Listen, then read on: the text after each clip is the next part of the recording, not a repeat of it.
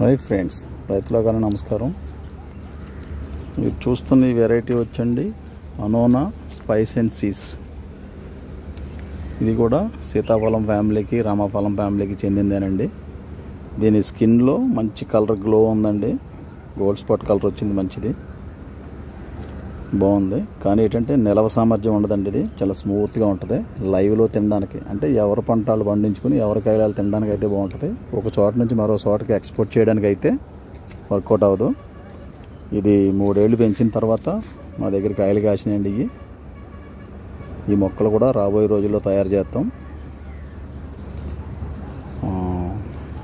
బాగుందండి కాయ రకం కూడా. అంటే మనకు కూడా కాస్తే మన వాతావరణానికి కూడా సూట్ అయింది అని చెప్పడం కోసం ఈ వీడియో ప్రయత్నం అండి. ఇది సప్తగిరి నర్సరీ, మీ కుప్పాల దుర్గారావు. ఈ వెరైటీ మొక్కలు కూడా తయారు చేస్తామండి.